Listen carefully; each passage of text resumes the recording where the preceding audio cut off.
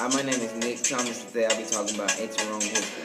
And my name is Kenneth Carter, and I'll be talking about social classes.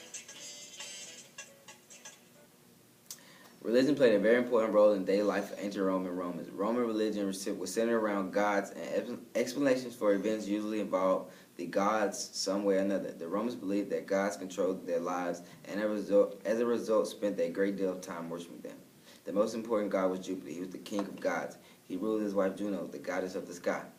After the region of Emperor August, the emperor was also considered to be a god. He was worshipped on special occasions. Each god had a special festival day, which was usually a public holiday. The holiday gave people the opportunity to visit the temple for whichever god was being celebrated.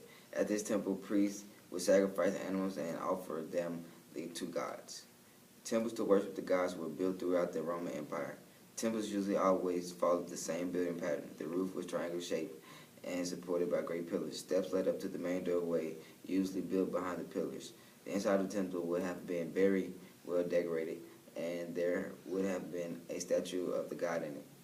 There would also have been an altar where priests would have served the gods and made sacrifices. People called augurs could also be found in temples. These people used the entrails of the dead animals to protect the future. The Romans took these predictions very seriously, and few ignored the advice of an augur. Each family home would have also had a small altar and shrine. The Romans had personal household gods or spirits called lairs, which were worshipped every day at home. The shrine contained statues of lairs, and the head of the household led family prayers around the shrine each day. The service was considered so important that family slaves were also invited. It is believed that Romans were more keen to please their lairs than the public gods such as Jupiter.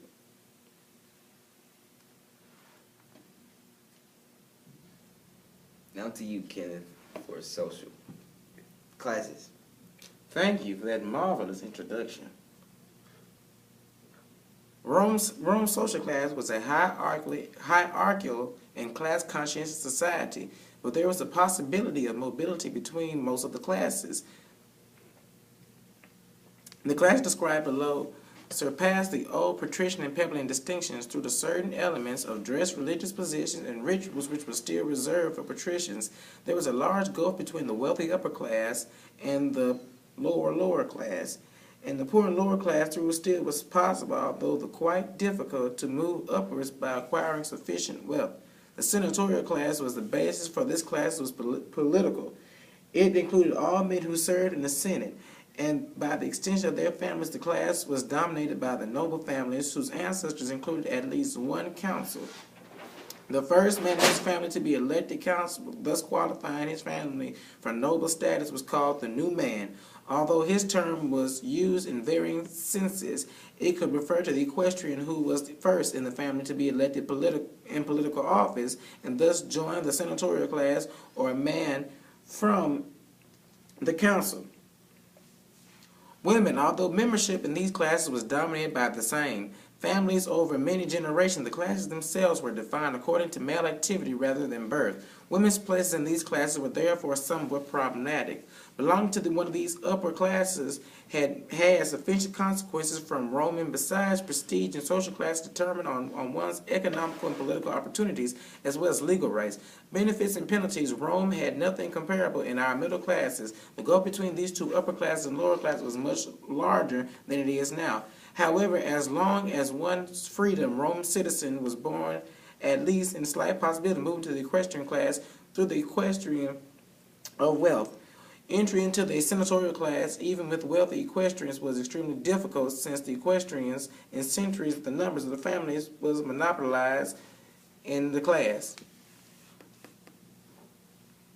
Commons. Other free-born Roman citizens, especially marked the dress for the male citizens, was the toga. All Roman citizens had the right to contract a legal marriage, and Roman citizens beget legitimate marriage, who themselves were Roman citizens. Freed people, men and women who had been slaves themselves, had bought freedom